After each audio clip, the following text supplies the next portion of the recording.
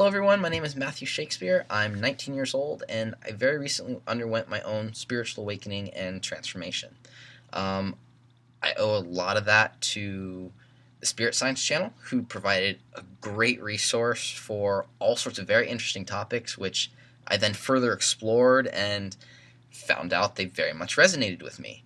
I'm also a big fan of Bashar's teachings, so any of you that are interested in trying to get your own spiritual awakening, that's the direction I would suggest. And you'll find a link to the Spirit Science channel below. Any of Bashar's teachings you're interested in, check out his website, which I'll also provide a link to, or just search his name on YouTube. You'll find plenty of videos for all kinds of different things that he talks about.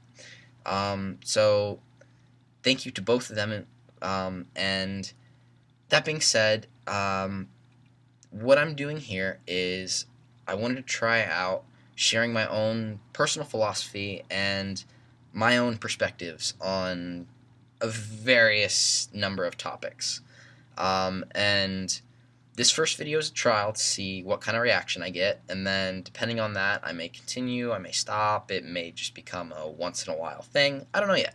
But to any of you who watch these videos, I ask you to listen with an open mind, and in fact, I challenge you to challenge my opinions, because what I'm putting forth is what I currently think and believe, and I'm very much aware that that's going to change over time. There are certain things that are core that will stick with me, but it's only through getting other perspectives, which you guys can give to me, that I'm going to grow and develop. And much in the same way, that's my intent with these videos, is I'm trying to give you guys a new perspective, a new way to look at things, and you can decide for yourself whether it works for you, whether it doesn't work for you.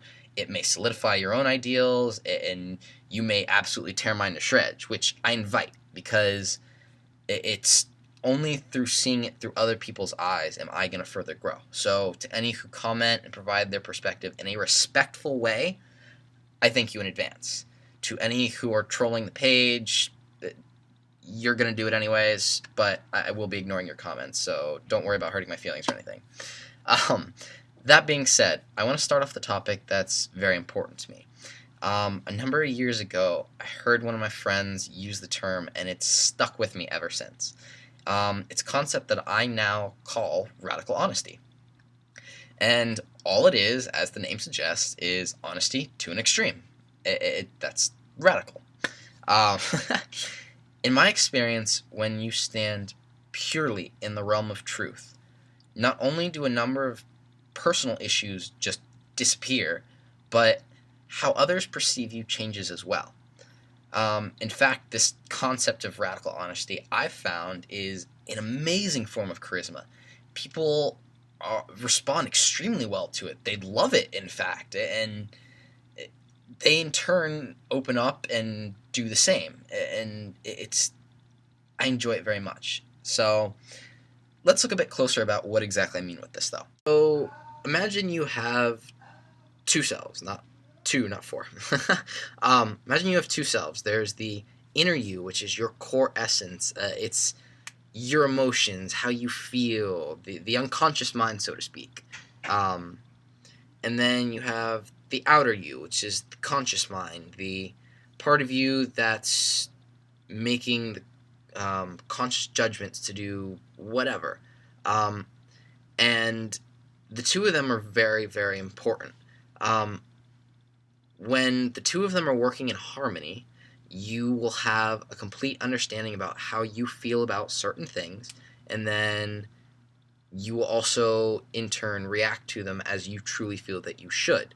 When the two are separate, you end up removing yourselves from who you truly are, how you truly feel about things, and then you're going to start making a lot of judgments that are going to lead to a lot of unhappiness in your life, at least in my opinion.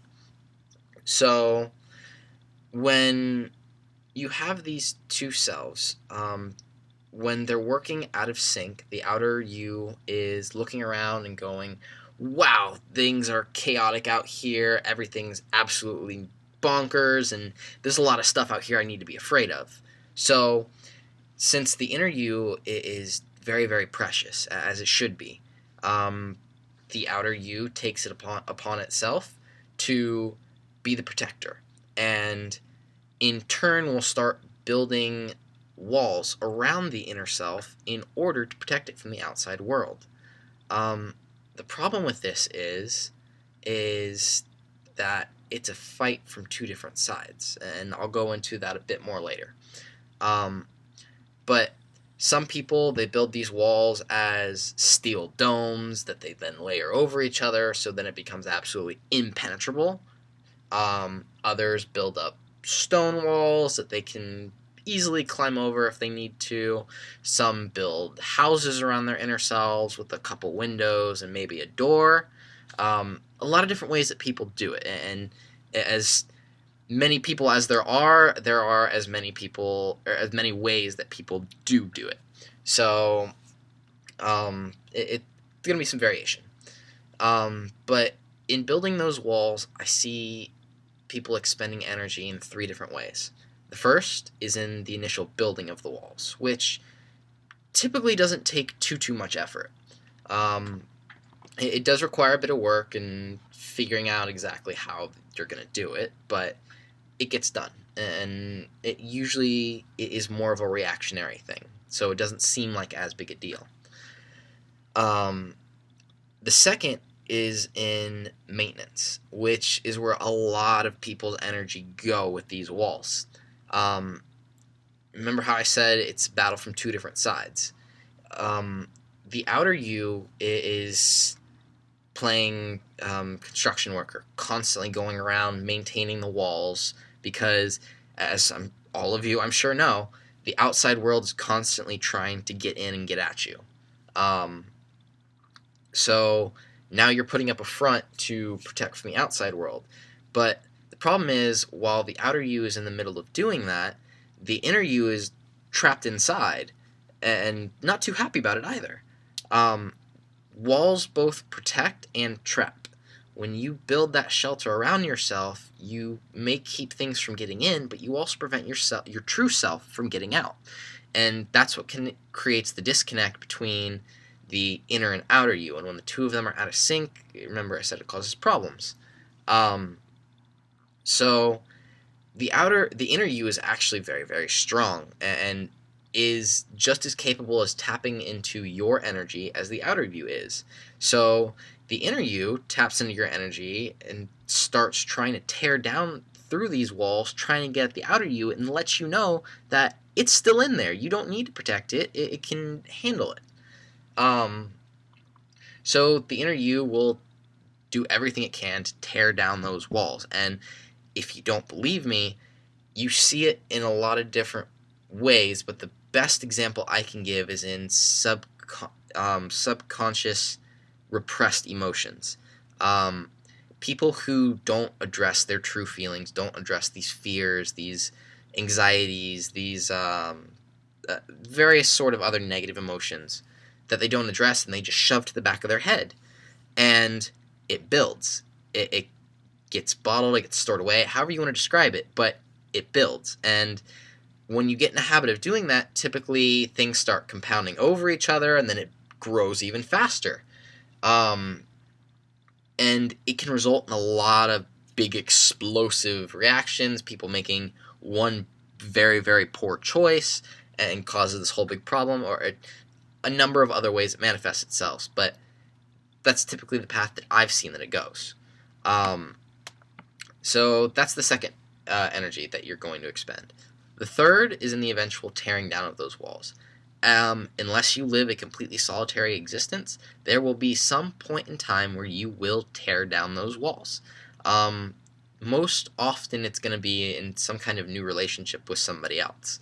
Somebody new will come along, and little by little, they might start tearing down at those walls. And depending on how you see them, you may simply let them, you may assist them in pulling it down so they can come in, or any number of ways.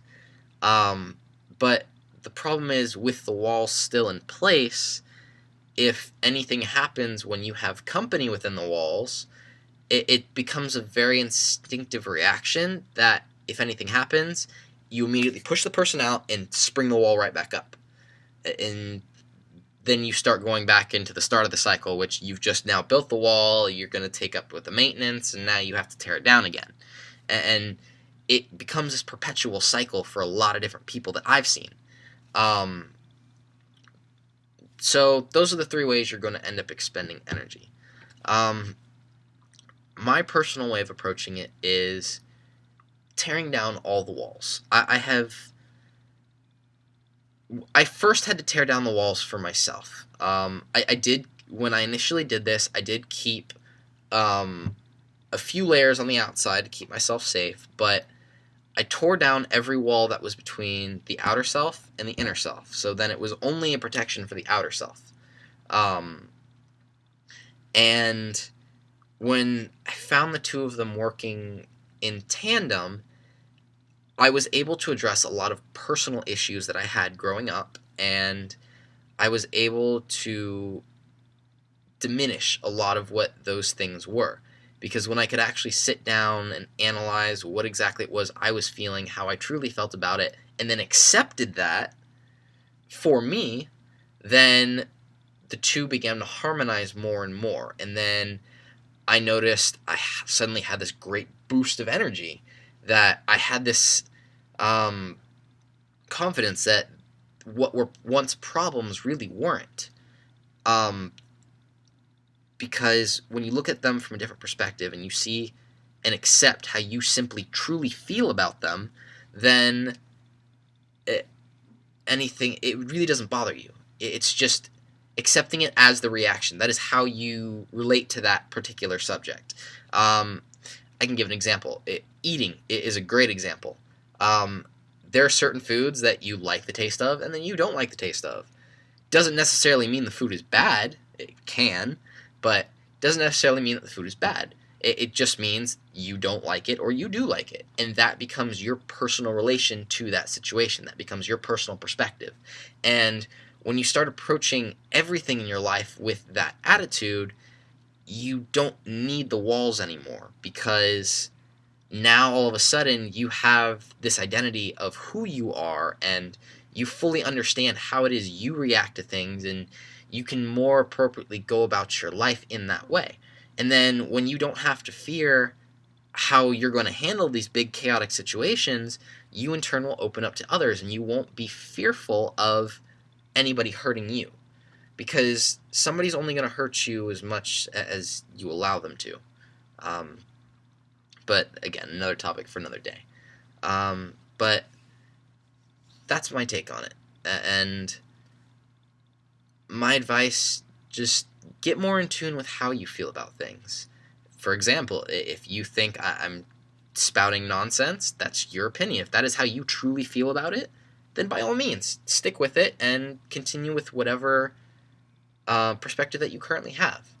Because you don't want to just toss aside certain ideas right away just to accept new ones. You want to play with them a little bit, see how they work for you, and when you figure out exactly how it is you feel about it, then you can approach it in a much more healthy and happy way. And it just doesn't burden you anymore. So that's it for now. Thank you guys for listening. Again, I'm open to any comments, suggestions. You guys have different ideas for ways I could do the video. If you have suggestions for topics, if you just simply don't want to see my face anymore, feel free to share. I welcome all comments, and it would mean a lot to me for all of those who do comment. So thank you guys again. Namaste.